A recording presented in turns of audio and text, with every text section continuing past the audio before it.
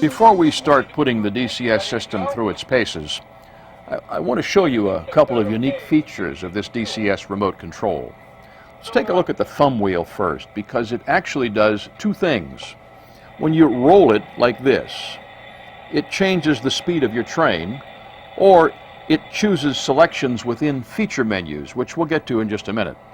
And when you press it like this, the thumb wheel becomes a select button, which is also used in the various feature menus.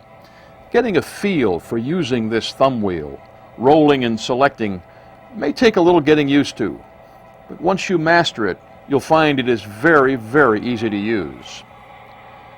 There are 4 main DCS menus, and they're all set up basically the same way. The menus are Sound, Control, System, and Advanced. Within each menu is a list of the features controlled by that menu. And within each feature, you can select the option for that feature. Wow. Options, features, menus, it all sounds pretty complicated, but it really isn't. All the menus are set up the same basic way. So once you understand how one menu works, you'll understand them all. Let's take a look at the sound menu first, because it's probably the easiest one to understand, and it's probably the one you'll use the most. When you use one of the menus, you are usually going to be changing something related to a specific locomotive.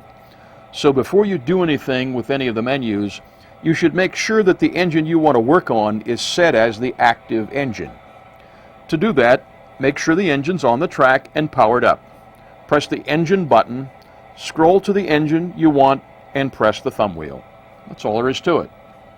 This SW1500 is now the active engine, and it shows up on the screen. You get into the menu system by pressing the menu button right here. When you press it, you'll see the 4 main menus listed in the LCD screen. Press the thumb wheel to select the sound menu. Here's what the sound features look like on the screen. Notice that I just scroll the thumb wheel to move between each of these features. When I get to the one I want, I just press the thumb wheel to select it. I'm going to select the bell volume. Notice that as soon as I pressed the button, the bell turned on. And now I have this display on the LCD screen.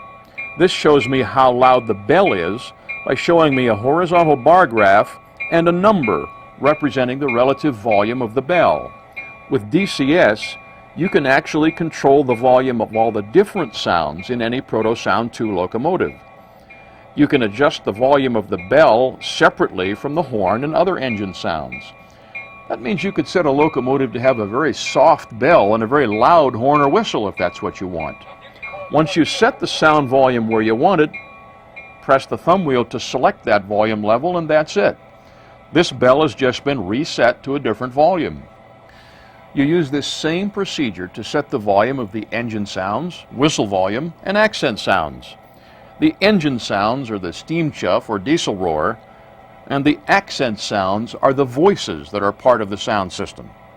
This basic concept of choosing a menu, selecting the feature, and then setting the option for that feature is how all the various DCS menus work. I just took that SW1500 off the track and put this steamer on. This engine has not yet been added to this remote, so let's add it. By the way, adding engines like this is something that you only have to do once. You do not have to do this every time you run your trains. Once you add the engine to the remote remembers it. Since we're adding an engine, press the green ENG button. This is what you'll see next, a list of active engines with letters above the S1, S2, and S3 keys. Press the S2 key, where you see the S/U, which stands for Setup. That takes you right to the engine setup menu. As you can see, it shows Add Engine at the top. That's what we want to do, so I'll press the thumb wheel to select that feature. Here's where you tell the DCS system whether you're adding an MTH engine with Proto Sounds 2 or an engine equipped with Lionel's Trainmaster command system. In this case, I'm adding an MTH engine, and the arrow's already pointing at Add MTH Engine, so I'll just press the thumb wheel to select it. The system will now look for and find the engine. Protosound 2 locomotives are able to communicate in both directions with the remote control. In other words, the remote just recognized that there was a new engine on the track that was not stored in its memory. It asked the engine, "Who are you?" The engine responded by sending information back to the remote telling the system its name. The remote then automatically assigned it to a memory slot, and that's it. This engine has now been added to this remote, and it appears in the active engine list, and we're ready to run it. This process of adding engines to a specific remote control is a fundamental concept of almost all command control systems. You can use more than one remote control, so if you have a lot of engines, you can assign certain engines to a specific remote. If you enjoy sharing your layout with friends and family, each engineer can have their own remote with just their engine set up in it. If you have a guest visit your layout who's not real familiar with DCS, you can give him a remote that only has one engine in it, the one he's going to run. That way he can't accidentally get control of another locomotive by pushing a button by mistake. If you enjoy running trains in a prototypical manner, the ability to divide up your locomotive fleet among several remotes is a very handy feature when you have several operators handling switching assignments and running mainline trains all at the same time. What happens if you've got two identical locomotives? If they automatically add themselves to the remote and they have the same names, how do you tell them apart? The DCS system is smart enough to know that when it has two identical engines in its memory, it should assign them to two different memory slots. So even though you have two identical locomotives, you can still control them separately. However, it would be nice if we could change the name of one of these engines to more easily tell them apart. Well, you can do that, and it's actually pretty easy. Here's how. Since we're working on an engine, start by pressing the ENG key. Then press the SU key to go right to the engine setup menu. I want to edit the information stored in memory for one of these engines, so I'm going to scroll to Edit Engine and press the thumb wheel. I want to edit the name of one of these engines, so I'm going to scroll the thumb wheel to Edit Name and press it.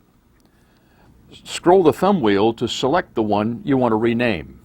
I'll select the first of our two identical F40s. Now you will see this screen of letters and numbers. This is where you can choose a new name for the locomotive by using the thumb wheel to scroll through the letters and numbers in the character set. This takes a little getting used to, but after you do this a few times, you'll get the feel for it. You simply scroll to the letter or number you want and press the thumb wheel.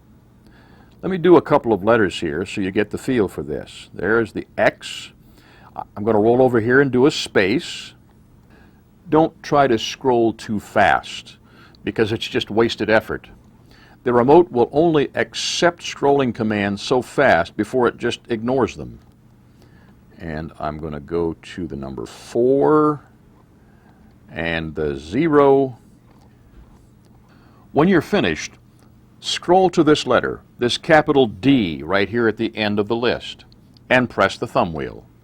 That D signifies that you're done editing the name of the engine and you're ready to save the new name. Press the thumb wheel to save it and you're done. Press the green ENG button to go back to the engine list, and there you'll see the new name in the active engine list ready to be run.